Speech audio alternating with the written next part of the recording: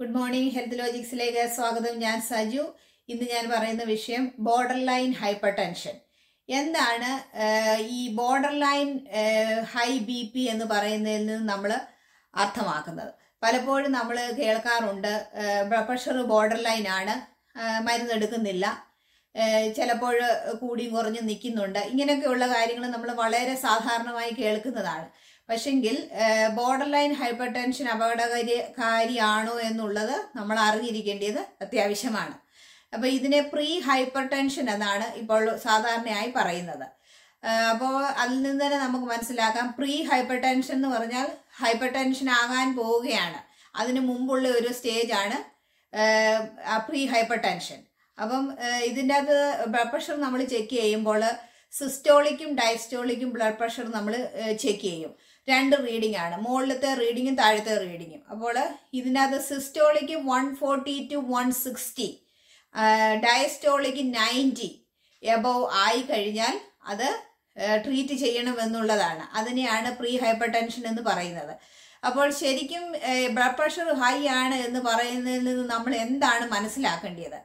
ഇത് ശരിക്കും നമ്മളുടെ ആർട്ടറീസ്, നമ്മുടെ ബ്ലഡ് വെസൽസിൽ ഉണ്ടാകുന്ന ആർട്ടറീറോസ്ക്ലീറോസിസ് ആണ് മെയിൻ റീസണായി ബ്ലഡ് പ്രഷർ കൂടാൻ ഇടയാക്കുന്നത്.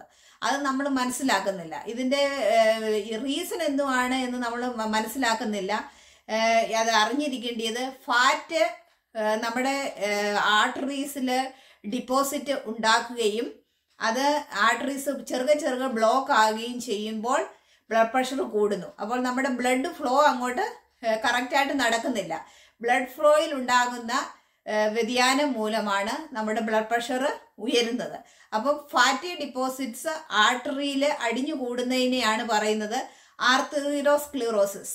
ആ ഒരു കണ്ടീഷൻ മൂലമാണ് നമുക്ക് ബ്ലഡ് പ്രഷർ കൂടുന്നത്. അതിനകത്ത് മെയിനായിട്ടുള്ള കാര്യം എന്ന് പറഞ്ഞാൽ കൊളസ്ട്രോള്, കാൽസ്യം, ഫൈബ്രിന്, അതുപോലെ നമ്മുടെ ബ്ലഡിൽ ഉണ്ടാകുന്ന വേസ്റ്റ് പ്രോഡക്ട്സ്, ഇതാണ് അടിഞ്ഞുകൂടുന്നത്. അപ്പോൾ അങ്ങനെ അടിഞ്ഞുകൂടി ഗ്രാജ്വലി കൂടി അങ്ങനെ ഒരു ബ്ലോക്ക് ആകുന്നു. അങ്ങനെ ബ്ലോക്ക് ആകുമ്പോഴാണ് നമുക്ക് ഹാർട്ട് അറ്റാക്കും സ്ട്രോക്കും വരുന്നത്.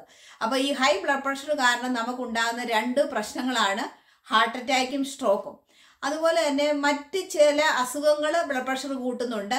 കിഡ്നി സംബന്ധമായിട്ടുള്ള അസുഖങ്ങൾ, സ്ലീപ്പ് അപ്നിയ പോലുള്ള അസുഖങ്ങൾ ബ്ലഡ് പ്രഷർ കൂട്ടുന്നുണ്ട്. പക്ഷെ മെയിനായിട്ടുള്ള റീസൺ നമ്മളുടെ ആർട്ടറിയിൽ ഉണ്ടാകുന്ന സ്ക്ലീറോസിസ് ആണ്. അപ്പോൾ അത് നമ്മൾ മനസ്സിലാക്കണം. അപ്പോൾ നമ്മൾ ഈ ബോർഡർ ലൈൻ ഹൈപ്പർ ടെൻഷൻ എന്ന് നമ്മൾ പറയുമ്പോൾ നമ്മൾ അറിഞ്ഞിരിക്കേണ്ട കാര്യം, നമ്മളുടെ ആർട്ടറീസ് ചെറുകെ ബ്ലോക്ക് ആകുന്നു എന്നുള്ളതാണ്. അപ്പോൾ നമ്മൾ ആദ്യം ചെക്ക് ചെയ്യണം നമ്മുടെ കൊളസ്ട്രോൾ നോർമൽ ആണോ എന്ന്. കൊളസ്ട്രോൾ നോർമൽ ആണോ അല്ലയോ എന്നുള്ളതാണ് വളരെ ഇമ്പോർട്ടൻറ്റ്. കൊളസ്ട്രോൾ അഥവാ കൂടുതലാണെങ്കിൽ അതിന് ട്രീറ്റ്മെൻറ്റ് അത്യാവശ്യമാണ്. കൊളസ്ട്രോൾ കുറയ്ക്കണം, അല്ലെങ്കിൽ അതിന് മരുന്ന് കഴിക്കണം. അതുപോലെ തന്നെ രണ്ടാമത്തെ കാര്യം ആസ്പിരിൻ. ഒരു 40 വയസ്സിന് ശേഷമുള്ളവർ ആസ്പിരിൻ എടുക്കണമെന്നാണ് മെഡിക്കേഷൻ മാനേജ്മെൻറ്റ് റെക്കമെൻഡ് ചെയ്യുന്നത്.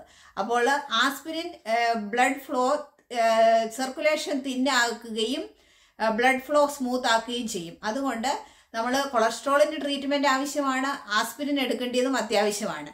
പിന്നെ നമ്മൾ എങ്ങനെയാണ് ഈ പ്രീ ഹൈപ്പർ ടെൻഷൻ മാനേജ് ചെയ്യുന്നത്? അപ്പോൾ നമ്മൾ ഹൈപ്പർ ടെൻഷനിലോട്ട് പോയിക്കൊണ്ടിരിക്കുകയാണ്. അതിനുള്ള കാരണം എന്തുവാണെന്ന് നമ്മളെ തന്നെ അനലൈസ് ചെയ്യുക, നമ്മളിലുള്ള കാരണങ്ങളെ കുറയ്ക്കുവാൻ നോക്കുക. അതിനകത്ത് മെയിനായിട്ട് നമുക്ക് വേണ്ടത് എക്സർസൈസ്, പിന്നെ നമുക്ക് ഓവർ വെയ്റ്റ് ആണെങ്കിൽ നമ്മുടെ വെയ്റ്റ് ലോസ്, നമ്മുടെ ഡയറ്റിൽ വളരെയധികം കാര്യങ്ങൾ നമ്മൾ ശ്രദ്ധിക്കാനുണ്ട്. അതിൻ്റെ അകത്ത് നമ്മളുടെ ഫിസി ഡ്രിങ്ക്സ് കുറയ്ക്കണം. പിന്നെ കാർഡിയാക് ഡയറ്റ് എന്ന് പറയുന്നത് നോ സോൾട്ട് ഡയറ്റ് ആണ്. നമ്മളുടെ ഉപ്പിൻ്റെ അളവ് വളരെ കണ്ടമാനം കുറയ്ക്കണം. കാർഡിയാക് ഇഷ്യൂസ് ഉള്ളവർ നോ സോൾട്ട് ഡയറ്റിലേക്ക് പോകണം.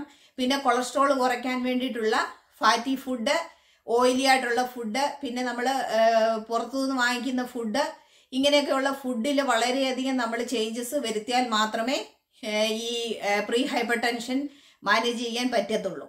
അതുപോലെ തന്നെ സ്മോക്ക് ചെയ്യുന്നവർ നോ സ്മോക്കിംഗ് ആണ്. പിന്നെ അതുപോലെ തന്നെ ആൽക്കഹോള് അങ്ങനെയൊക്കെയുള്ള കാര്യങ്ങൾ എടുക്കുന്നവർ അത് സ്റ്റോപ്പ് ചെയ്യണം. എങ്കിൽ മാത്രമേ നമ്മുടെ ഹൈപ്പർ ടെൻഷൻ മാനേജ് ചെയ്യാൻ പറ്റത്തുള്ളൂ. അപ്പോൾ പലപ്പോഴും പലരുടെയും ഒരു ചോദ്യമുണ്ട്, നമ്മൾ പ്രീ ഹൈപ്പർ ടെൻസീവ് ആണെങ്കിൽ നമ്മൾ എങ്ങനെയാണ് ഇത് കുറയ്ക്കാൻ പറ്റുമോ? അപ്പോൾ ഈ പറഞ്ഞ കാര്യങ്ങളാണ് നമ്മൾ മെയിൻറ്റെയിൻ ചെയ്യേണ്ടതും. അങ്ങനെ മാത്രമേ നമുക്ക് പ്രീ ഹൈപ്പർ ടെൻഷൻ എന്നുള്ളത് ബ്ലഡ് പ്രഷർ കുറച്ചുകൊണ്ട് വരുവാൻ സാധിക്കത്തുള്ളൂ. അല്ല എങ്കിൽ ഉണ്ടാകുന്ന കോംപ്ലിക്കേഷൻസ് എന്തൊക്കെയാണെന്ന് ഞാൻ പറഞ്ഞു. ഹാർട്ട് അറ്റാക്കും സ്ട്രോക്കുമാണ് മെയിനായിട്ട് വരുന്ന പ്രശ്നം. അപ്പം പ്രീ ഹൈപ്പർ ടെൻഷൻ എന്ന് പറയുന്നത് ട്രീറ്റ് ചെയ്യേണ്ടതും ബ്ലഡ് പ്രഷർ മോണിറ്റർ ചെയ്യേണ്ടതും നമ്മളുടെ മറ്റ് പ്രശ്നങ്ങൾ ബ്ലഡിൽ ഉണ്ടാകുന്ന മറ്റ് അപാകതകൾ നികത്തേണ്ടതുമായ ഒരു അവസ്ഥയാണ് പ്രീ ഹൈപ്പർ ടെൻഷൻ എന്ന് പറയുന്നത്. അപ്പോൾ നമ്മൾ കുറച്ച് ബ്ലഡ് പ്രഷർ കൂടുതലേ ഉള്ളൂ, നമ്മളത് മൈൻഡ് ചെയ്യണ്ട, അത് ട്രീറ്റ്മെൻറ്റ് ചെയ്യണ്ട, അതൊരു കുഴപ്പവുമില്ല, നോർമലാണ് എന്ന് പറയുന്നത് തെറ്റാണ്. അപ്പോൾ ഇത്രയും പറഞ്ഞ കാര്യങ്ങൾ നമ്മൾ ശ്രദ്ധിക്കേണ്ടതായിട്ടുണ്ട്. അതിന് ട്രീറ്റ്മെൻറ്റും ആ കാര്യങ്ങളും ഡോക്ടേഴ്സ് പ്രിസ്ക്രൈബ് ചെയ്യും. അപ്പോൾ അവരുടെ മാനേജ്മെൻറ്റിൽ നമ്മൾ പോകേണ്ടതായ ആവശ്യമുണ്ട്. അത് ഒന്നും ചെയ്യാതെ നമ്മൾ നിഗ്ലക്റ്റ് ചെയ്യുമ്പോഴാണ് നമുക്ക് ഹാർട്ട് അറ്റാക്ക് വളരെ കൂടുതലായി ഉണ്ടാകുന്നത്. പ്രത്യേകിച്ച് ചെറുപ്പക്കാർ അവർ കൊളസ്ട്രോൾ ഒന്നും ചെക്ക് ചെയ്യുകയോ അതിനുള്ള മാനേജ്മെൻറ്റ് ചെയ്യുകയോ ചെയ്യാതെ കണ്ടിന്യൂസ് ആയിട്ട് ഇങ്ങനെ പോകുന്നതിൻ്റെ പരിണിത ഫലമായിട്ടാണ് ഹാർട്ട് അറ്റാക്ക് യങ് ജനറേഷനിൽ കൂടുതലായി ഉണ്ടാകുന്നത്. അപ്പോൾ ഈ അവയർനെസ് ഓരോരുത്തരും പാസ് ചെയ്യുക. നിങ്ങളുടെ ഹെൽത്ത് മെയിൻറ്റെയിൻ ചെയ്യുക. ഇത് ഇൻഫോർമേഷൻ നിങ്ങൾക്ക് ഹെൽപ്ഫുൾ ആണെന്ന് വിചാരിക്കുന്നു. Thank you so much for watching. Maintain your health and reduce the risk of diseases. Thank you so much. See you again.